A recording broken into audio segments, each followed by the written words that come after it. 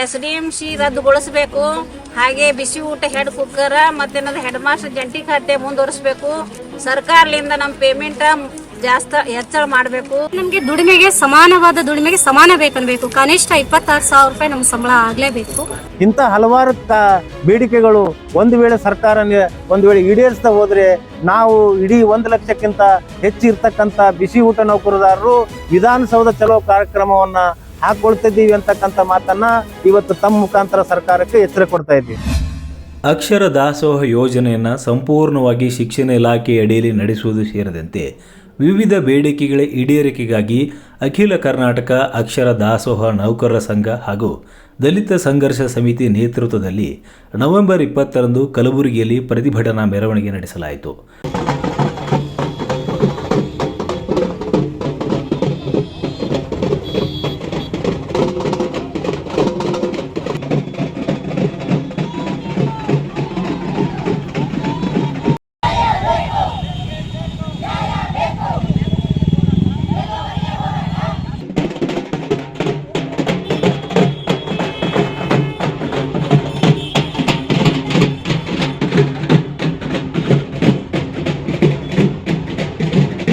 ಅಕ್ಷರ ದಾಸೋಹ ನೌಕರರು ಕೇವಲ 3,600 ರೂಪಾಯಿ ವೇತನದಲ್ಲಿ ಕೆಲಸ ಮಾಡುತ್ತಿದ್ದಾರೆ. ಅಕ್ಷರ ದಾಸೋಹ ಕೈಪಿಡಿಯಲ್ಲಿ ಕೆಲಸದ ಅವಧಿಯನ್ನು 4 ಗಂಟೆಯಿಂದ 6 ಗಂಟೆಗೆ ಬದಲಾಯಿಸಬೇಕು. ಜೊತೆಗೆ ಸಮಾನ ಕೆಲಸಕ್ಕೆ ಸಮಾನ ವೇತನ ನೀಡಬೇಕು ಎಂದು ಪ್ರತಿಭಟನಾಕಾರರು ಆಗ್ರಹಿಸಿದರು. ನಾವು ಇವತ್ತು ಏನು ಚಳವಳಿ ಮಾಡಿದ್ದೀವಿ, ಇದು ಕರ್ನಾಟಕಕ್ಕೆ ಸಂಬಂಧಪಟ್ಟಿರ್ತಕ್ಕಂಥ ಚಳವಳಿ. ಕರ್ನಾಟಕದ 1 ಲಕ್ಷಕ್ಕಿಂತ ಹೆಚ್ಚಿರ್ತಕ್ಕಂಥ ಬಿಸಿ ಊಟ ನೌಕರದಾರರು ಇವತ್ತು ಬಹಳ ವರ್ಷಗಳಿಂದ ಕಷ್ಟದಲ್ಲಿದ್ದಾರೆ. ಸುಮಾರು 22 ವರ್ಷಗಳಿಂದ ಅದೇ 3,000ದಿಂದ 3,600ವರೆಗೆ ಸಂಬಳ ಇರೋದು ಕಾರಣಕ್ಕಾಗಿ ನಮ್ಮ ಬೇಡಿಕೆಗಳು ಏನಿತ್ತು ಅಂತಂದರೆ, ಈಗ ಕರ್ನಾಟಕದಲ್ಲಿ ನೀವು ಅನೇಕ ಡಿಪಾರ್ಟ್ಮೆಂಟ್ಗಳಲ್ಲಿ ಸಮಾನ ಕೆಲಸಕ್ಕೆ ಸಮಾನ ವೇತನ ಕೊಡ್ತಾ ಇದ್ರಿ, ಆ ಮಟ್ಟದನ್ನು ಪಗಾರ ಇವ್ರಿಗೆ ಕೊಡಬೇಕು ಅಥವಾ ಕಾಯಂಗೊಳಿಸಬೇಕು ಅಂತಕ್ಕಂಥ ಬೇಡಿಕೆ ಅದ. ಮತ್ತು ನೀವು ಸರ್ಕಾರ ಅನೇಕ ಹೋರಾಟ ಮಾಡಿದ್ರು ಕೂಡ ಇಲ್ಲಿವರೆಗೂ ಅದು ಕಿವಿಗೆ ಹಾಕ್ಲಾರ್ದಂಗ ಅಥವಾ ಬಿಸಿ ಊಟ ನೌಕರರಿಗೆ ನಿರ್ಲಕ್ಷ್ಯ ಮಾಡಿರ್ತಕ್ಕಂಥದ್ದನ್ನು ನಾವು ಇವತ್ತು ಸರ್ಕಾರವನ್ನು ಖಂಡಿಸ್ತಾ ಇದ್ದೀವಿ. ಯಾಕಂತಂದರೆ ಇವತ್ತು ಅಂಗನವಾಡಿ ಶಿಕ್ಷಕರಿಗೆ ಸಂಬಳನ ಹೆಚ್ಚು ಮಾಡಿರ್ತಕ್ಕಂಥದ್ದು ಮತ್ತು ಆಶಾ ಕಾರ್ಯಕರ್ತರಿಗೆ ಹೆಚ್ಚು ಮಾಡಿರ್ತಕ್ಕಂಥದ್ದು. ಆದರೆ ಬಿಸಿ ಊಟ ನೌಕರದಾರರಿಗೆ ಯಾವ ಸಾಮಾಜಿಕ ನ್ಯಾಯದ ಮೇಲೆ ನೀವು 3,600 ಕೊಡ್ತೀರಿ ಅಂತಕ್ಕಂಥದ್ದು.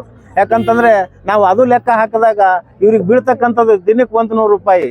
ಈ ಸಮಾಜದಲ್ಲಿ ಇಂಥ ದುನಿಯಾದಲ್ಲಿ ಕಾಸ್ಟ್ಲಿ ಆಗಿರ್ತಕ್ಕಂಥ ದುನಿಯಾದಲ್ಲಿ ಅದರಿಂದ ಬದುಕಲಿಕ್ಕೆ ಸಾಧ್ಯ ಅದೇನು ಅಂತಕ್ಕಂಥದ್ದು ನಾವು ಸರ್ಕಾರಕ್ಕೆ ಪ್ರಶ್ನೆ ಮಾಡೋದ್ರ ಮುಖಾಂತರ ಈ ಚಳುವಳಿಯನ್ನು ಹಾಕ್ಕೊಂಡಿದ್ದೀವಿ.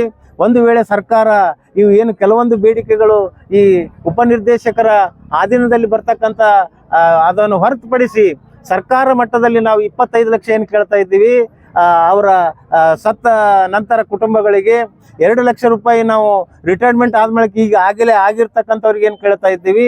ಇಂಥ ಹಲವಾರು ಬೇಡಿಕೆಗಳು ಒಂದು ವೇಳೆ ಸರ್ಕಾರ ಈಡೇರಿಸ್ತಾ ಹೋದರೆ ನಾವು ಇಡೀ 1 ಲಕ್ಷಕ್ಕಿಂತ ಹೆಚ್ಚಿರ್ತಕ್ಕಂಥ ಬಿಸಿ ಊಟ ನೌಕರದಾರರು ವಿಧಾನಸೌಧ ಚಲೋ ಕಾರ್ಯಕ್ರಮವನ್ನು ಹಾಕೊಳ್ತಿದ್ದೀವಿ ಅಂತಕ್ಕಂಥ ಮಾತನ್ನ ಇವತ್ತು ತಮ್ಮ ಮುಖಾಂತರ ಸರ್ಕಾರಕ್ಕೆ ಎಚ್ಚರ ಕೊಡ್ತಾ ಇದ್ದೀವಿ.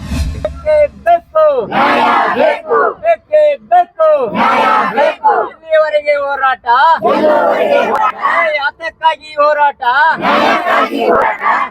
ಬಿಸಿ ಊಟ ನೌಕರರಿಗೆ ದಿನನಿತ್ಯ ನಡೆಯುತ್ತಿರುವ ಮಾನಸಿಕ ಕಿರುಕುಳ ತಡೆಗಟ್ಟಬೇಕು. ಇದನ್ನ ನಾನು ನಮ್ಮ ಎಲ್ಲ ಶಾಲಾ ಮುಖ್ಯೋಪಾಧ್ಯಾಯರುಗಳಿಗೆ, BOಗಳ ಮೂಲಕ ಮತ್ತೆ ಎಲ್ಲ SDMC ಅಧ್ಯಕ್ಷರುಗಳಿಗೆ ಒಂದು ಪತ್ರದ ಬುಕ್ಕೆಯನ್ನು ತಿಳಿಸಿ ಬಿಸಿ ಊಟದ ನೌಕರರಿಗೆ ಯಾವುದೇ ಕಾರಣಕ್ಕೂ ಕಿರುಕುಳ ಆಗಬಾರದು ಅಂತ ಹೇಳಿ ನಾನೊಂದು ಪತ್ರ ಹೊಡಿಸುವ ಮೂಲಕ ಅದನ್ನ ನಾನು ಸರಿಪಡಿಸ್ತೇನೆ.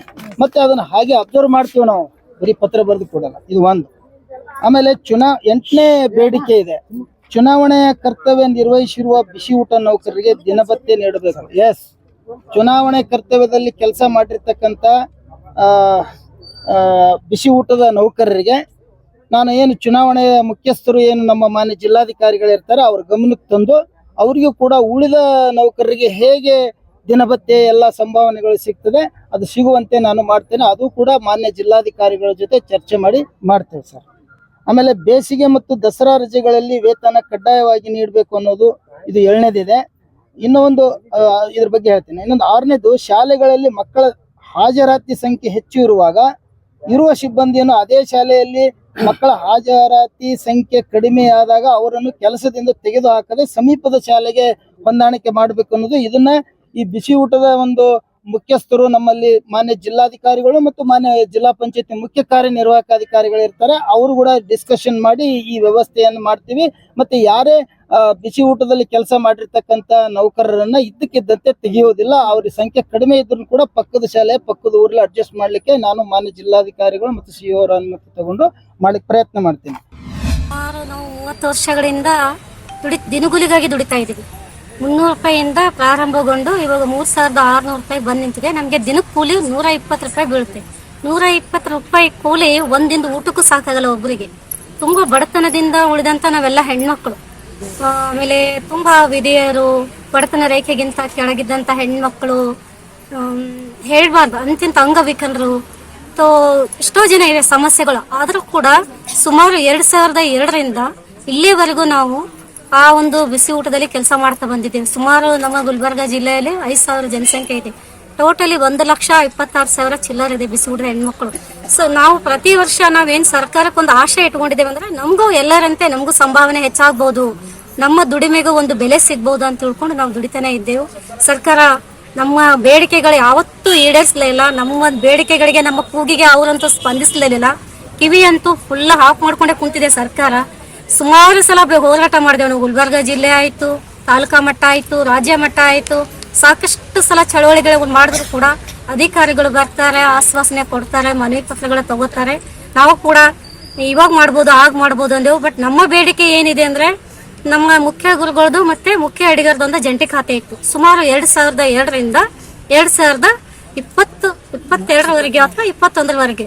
ಸೊ ಇವಾಗ 3 ವರ್ಷದಿಂದ ಆ ನಮ್ಮ ಜಂಟಿ ಖಾತೆಯನ್ನ ಮುಖ್ಯ ಅಡಿಗರಿಂದ ಕೈ ಬಿಡಲಾಗಿದೆ. ಆಮೇಲೆ ಇವಾಗ SDMC ಮತ್ತು ಮುಖ್ಯ ಗುರುಗಳಿಗೆ ಅದು ಸರ್ಕಾರ ಸ್ಪಂದನೆ ಮಾಡಿದೆ. ಆ ಒಂದು ಜಂಟಿ ಖಾತೆ ಹೋದ್ಮೇಲೆ ನಮ್ಮ ಬಿಸಿ ಊಟದ ಹೆಣ್ಮಕ್ಳಿಗೆ ಇಷ್ಟು ದೌರ್ಜನ್ಯ ಆಗ್ತಾ ಇದೆ. ಆ ಕೂಲಿ ಮಾಡಕ್ ಕನಿಷ್ಠ ಮರ್ಯಾದೆನೂ ಕೊಡಲ್ಲ. SDMCದವರಾಗ್ಲಿ ಮುಖ್ಯ ಗುರುಗಳಾಗ್ಲಿ ನಮಗ್ ಮರ್ಯಾದೆನೂ ಕೊಡಲ್ಲ. ಕೇವಲವಾಗಿ ನೋಡ್ತಾರೆ. ಯಾಕೆ ನಾವು ಹೆಣ್ಮಕ್ಳಲ್ವಾ, ಅವ್ರ ಮನೆ ಹೆಣ್ಮಕ್ಳು ಇದ್ದಂಗೆ ನಾವು ತಾನೆ. ಹಾಗಾಗಿ ನಮ್ಮದೊಂದು ಕೀಳು ಮಟ್ಟದಿಂದ ನೋಡ್ತಾರೆ. ಇವ್ರೇನು ದಿನಗೂಲಿ. ನಮ್ಗೆ ಎಷ್ಟೋ ಸಲ ಮುಖ್ಯ ಗುರುಗಳು ಕೂಡ ನೀವೇನಮ್ಮ ದಿನಗೂಲಿ ಈ ತರ ಮಾತಾಡಿದ್ದಾರೆ. ಕೂಲಿ ಕಾರ್ಮಿಕರು ನೀವೆಲ್ಲ ಇರ್ಬೇಕು ಅಲ್ಲೇ ಇರ್ಬೇಕಂತ ಹೇಳಿದ್ದಾರೆ. ಕೂಲಿ ಕಾರ್ಮಿಕರಿಗೆ ಅಷ್ಟು ಕೇವಲವಾಗಿ ಮಾತಾಡಿದ್ದಾರೆ. SDMCದವರು ಹೀಗೆ ರಾಜಕೀಯ ದಬ್ಬಾಳಿಕೆ ಇದೆ ಅವರಿಗೆ. ರಾಜಕೀಯದವರೇ ಅವ್ರನ್ನ ಆಯ್ಕೆ ಮಾಡೋದು, ರಾಜಕೀಯ ಎಲ್ಲ ದಬ್ಬಾಳಿಕೆ ಮಾಡ್ತಾರೆ. ಆಮೇಲೆ ನಮ್ದು ಜಂಟಿ ಖಾತೆ ನಮ್ಗೆ ಕೊಡ್ಬೇಕು. ನಮ್ಗೆ ದುಡಿಮೆ ಜಾಸ್ತಿ ಇದೆ. ಸುಮಾರು 9 ಗಂಟೆಗೆ ಸ್ಕೂಲಿಗೆ ಹೋಗ್ತೀವಿ, 4 ಗಂಟೆವರೆಗೂ ಕೆಲಸ ಮಾಡ್ತೀವಿ. ನಮ್ಗೆ ದುಡಿಮೆ ಅಂತೂ ಸಂಬಳ ಅಂತೂ ಏನೂ ಇಲ್ಲ. ಮತ್ತೆ 1 ವರ್ಷದಿಂದ ನಮ್ಗೆ ಸಂಬಳ ಕೊಟ್ಟಿಲ್ಲ. ಬೇಸಿಗೆ ರಜೆ ಒಳಗೆ ಕೆಲಸ ಮಾಡ್ತೀವಿ, ಅದು ಸಂಬಳ ಕೊಡಲ್ಲ. ಅಕ್ಟೋಬರ್ ತಿಂಗಳ ಸಂಬಳ ಕೊಡಲ್ಲ. ಆಮೇಲೆ ನಾವೇನೋ 1 ದಿನ 2 ದಿನ ಹೋದೆ ಅಂದ್ರೂ ಕೂಡ ನಮ್ಗೆ ಮತ್ತೆ 3ನೇ ದಿವಸಕ್ಕೆ ಕೇವಲವಾಗಿ ಮಾತಾಡ್ತೀರ ಶಾಲೆಯಲ್ಲಿ. ಬೇಡಿಕೆ ಏನಂದ್ರೆ ನಮ್ಗೆ ಸಮಾನವಾದ ದುಡಿಮೆಗೆ ಸಮಾನ ಬೇಕನ್ಬೇಕು. ಕನಿಷ್ಠ 26,000 ರೂಪಾಯಿ ನಮ್ಗೆ ಸಂಬಳ ಆಗ್ಲೇಬೇಕು. ಆಮೇಲೆ ಜಂಟಿ ಖಾತೆ ಅಂತೂ ಮುಖ್ಯ ಗುರುಗಳು ಮತ್ತು ಮುಖ್ಯ ಅಡಿಗೆಯವರಿಗೆ ಕೊಡ್ಬೇಕು. ಯಾಕೆ ಒಂದು ಪ್ರತಿಭಟನೆ ಹಮ್ಮಿಕೊಂಡಿರಮ್ಮ ನೀವು? ನಾವು ನಮ್ದು ಪೇಮೆಂಟ್ ಜಂಟಿ ಖಾತೆ ಕಿರುಕುಳ ಜಾಸ್ತಿ ಆಗ್ಬಿಟ್ಟದ. ಅದಕ್ಕಾಗಿ ನಾವು ಇದನ್ನ ಪ್ರತಿಭಟನೆ ಮಾಡಕ್ಕ ಮುಂದುವರ್ಸಿದೆವು. ಯಾರು ಕಿರುಕುಳ ಜಾಸ್ತಿ ಆಗ್ಯದ ನಿಮಗ? ಕಿರುಕುಳ SDMCದು.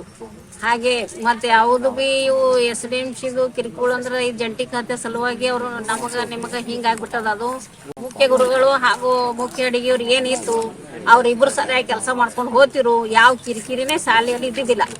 ಈಗ ಇದು ಏನದಲ್ಲ SDMC ಏನದು ಮುಂದುವರ್ಸ್ಯಾರ. ಆ SDMC ಕಾಲಾಗ ನಮ್ ಜಂಟಿ ಖಾತೆ ಅದ, ನೀವ್ ಏನು ಇಲ್ಲ, ಈಗ ನಡೀರಿ ಹೊರಗ, ನಿಮ್ ಏಟದ ಅಟ್ಟೆ ಕೆಲಸ ಮಾಡ್ರಿ ಅಂತ ಇಷ್ಟೇ ಹೇಳ್ತಾರ. ನಮ್ಗ್ ಕೇವಲಾಗಿ ನೋಡ್ತಾ ಇದಾರ. SDMC ರದ್ದುಗೊಳಿಸ್ಬೇಕು. ಹಾಗೆ ಬಿಸಿ ಊಟ ಹೆಡ್ ಕುಕ್ಕರ್ ಮತ್ತೆ ಹೆಡ್ ಮಾಸ್ಟರ್ ಜಂಟಿ ಖಾತೆ ಮುಂದುವರಿಸಬೇಕು.